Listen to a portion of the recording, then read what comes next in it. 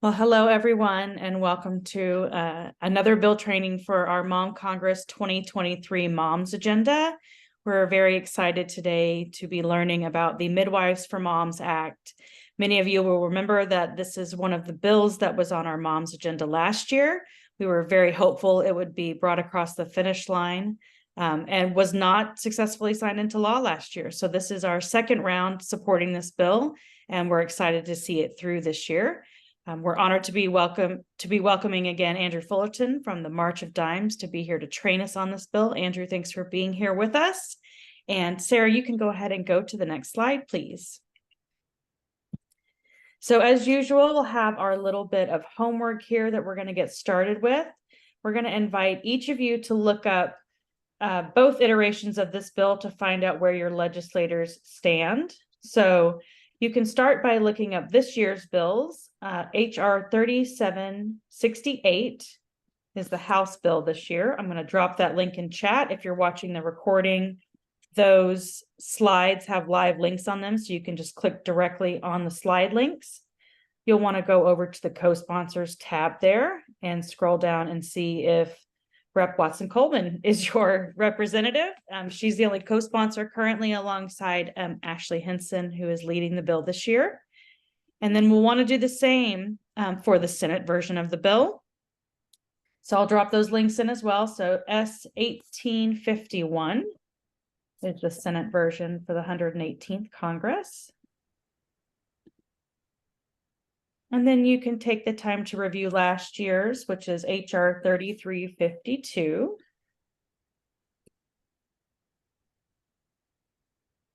And S1697 was the bill number for last Congress's version. If you advocated for this bill last year and you are returning to the same office, it's worth noting what your notes might have been from your last session with that legislator's office. And at this time, I will go ahead and turn it over to Andrew to give us some more information on Midwives for Moms. No, thank you for that. Thank you for the opportunity to be here. I don't know how much you know about the situation out there, and I'm going to discuss a little bit of that as well, give you some background on why we need to be fighting for greater access for midwives and legislation like this. So let me start off on what this legislation is, and then I'll go into some background. This was introduced by Congresswoman Hinson and Bonnie Watson Coleman in the House, and Senators Ben Ray Lujan and Lisa Murkowski in the Senate. And what this bill does is it seeks to increase access to midwife providers by creating a federal grant funding opportunity for accredited education programs with a primary goal of diversifying midwife. And I don't know if you wanted to open up the doc you had there, because that might be a good visual for people. And the reason why this is so important, some of you may have seen the March of Dimes report on maternal care deserts that was released recently. But according to the CDC, in 2021, around 1,200 pregnant women died because of pregnancy and complications. Not long ago, I had a friend, unfortunately, and 60% of those are preventable losses. And more than 50,000 people experienced severe complications. And in the US, we are facing a growing shortage of trained maternity care providers and growing maternity care deserts across the country, where there is limited or frankly no option to access working hospitals, centers offering obstetric care, or providers themselves. About 5.6 million women live in these areas with little to no care, and about 350,000 births occur across the US in these areas. So this is not, this is not small. And this, we need to be addressing this. And the capacity for midwives in rural areas has been underutilized for a very long time. And women, particularly in rural areas, delivering a baby with a licensed midwife do so about 12.5% less than those living in urban areas. And this is, again, particularly true for American women who have the largest gap in licensed midwives, where they are about 58, 59% less likely to have that access in a rural area than in an urban area. So that gives you a different, an idea of some of that disparity. Now, kind of going more broadly, a little comparison with physicians.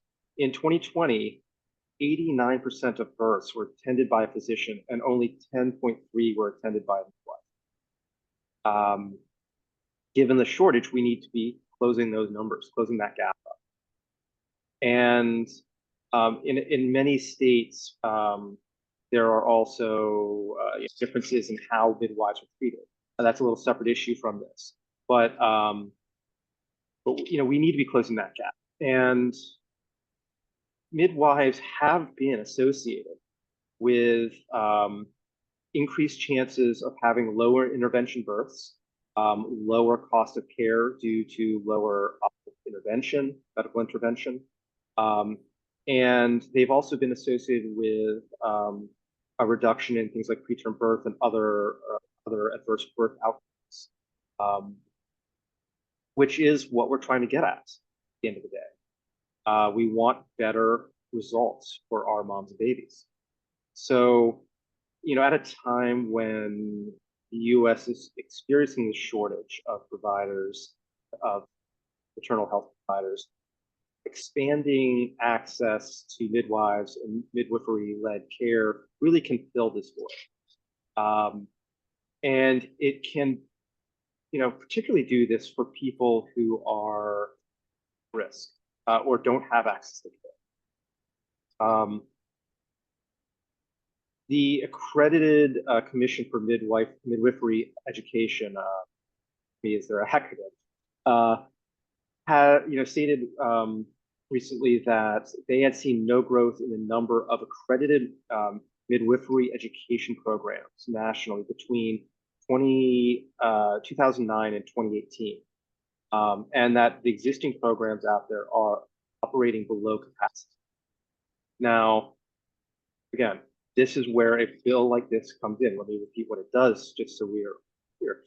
The Midwives for Moms Act seeks to increase access to midwifery providers by creating federal grant opportunities for these education programs to recruit and diversify our workforce, adding more midwives to communities that are really in need.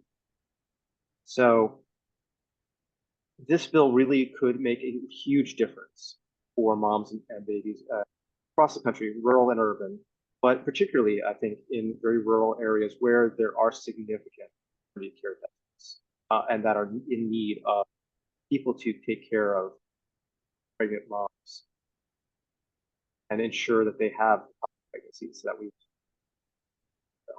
Happy to answer questions if you have them, or if Crystal, if you have other things you'd like to say before Q&A. That's fantastic, Andrew. Thank you very much. That's greatly appreciated. I guess the main question that has been put to me so far is, are there any big differences between last year's bill that didn't pass and this year's iteration? To be honest, I have to double check on that. Okay. Nothing leaps to mind, but I can always get back to you on that one. Yeah, that would be fantastic. If there's any information you have, I didn't see anything Yeah. that was striking. I know there's new authorship this year as well, because I think the past sponsors are no longer in office. Yeah, I would say though, don't focus on the differences between this year and last year's bill in conversations. I wouldn't even bring that up. What matters is this is the bill that we're here to discuss. And that's really what is important. I think it just complicates things. If you go into an office, say, here's last year's bill, here's this year's bill. Yeah, fantastic.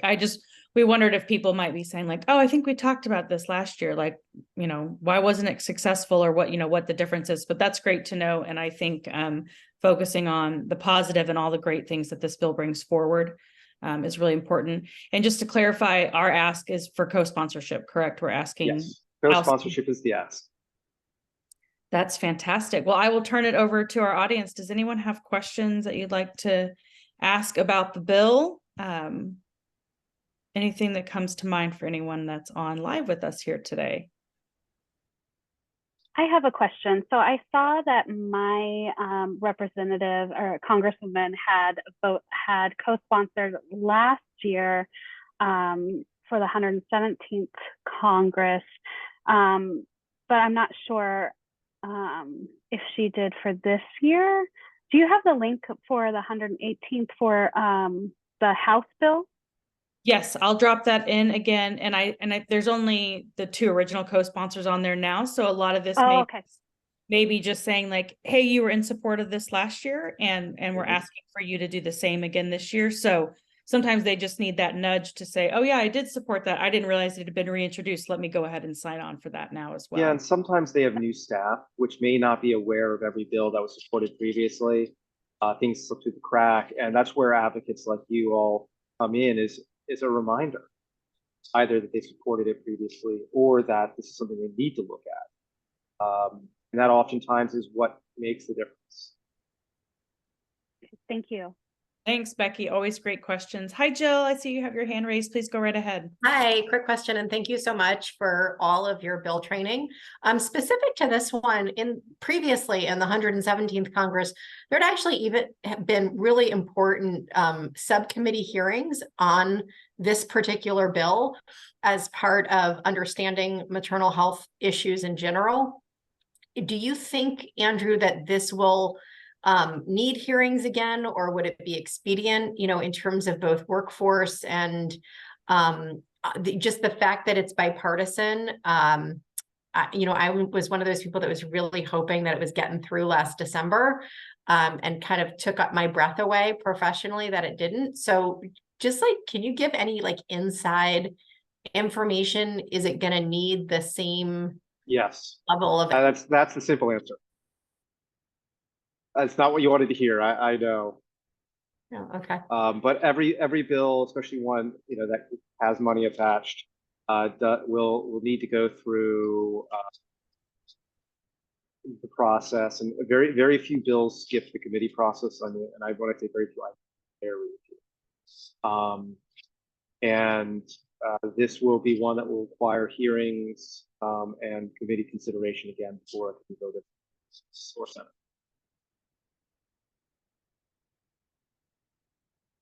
That's really good to know. And thank you for that question, Jill. And take your breath away is the right way to describe it. We were all sure it was going through last year. So I think for us as advocates, it's good to know, and good to know that we might be in for the long haul again to get this one across the finish line. So we'll be ready to dig in as it moves through committee. We know where it currently sits, and we have meetings set up with both of those offices to discuss the bill. So I think our advocacy work is really well timed, and hopefully this will be the time we get it across the finish line. Yeah, I wish I could pull it up. I wish I had it on hand. There was a fantastic report sent out recently by some political marketing group, which had a great graphic on the number of bills and it's something like 0.5% of bills make it through the process. So every year. So this is something where we need to keep pushing these things every year and as often as possible with our members, and we need to keep the pressure on Congress, which is really where advocacy days like this come in handy. Is that you are a constituent, you are making your views known to your members. And when constituents do that, their ears perk up. What's the phrase there? Their ears start burning. And that's what exactly we need if we're going to see bills like this succeed in getting as that 200 or 300 bills in the House. Yeah, thank you for that reminder. I mean, we're used to the heartache of something we're advocating for not being passed. We were really lucky last year. There were 5 of the bills that we've advocated for in recent years passed. It was cause for great celebration. So we're really hopeful. But it's a good reminder that digging in and not just making it known once in person is going to be hugely impactful. The follow-up and the carry on and the calls to the offices and email reminders, and maybe going to take another virtual meeting later in the year as it moves through committee might be something we need to do too. So we're ready for all of it and excited to see this through. So does anyone else have a question for Andrew before we wrap up our training on this year's Midwives for Moms Act? And thank you. You will always have such great and thoughtful questions. It's really greatly appreciated for those that can be here with us live. All right. Well, I will go ahead and conclude our recording for today. Give me just one moment.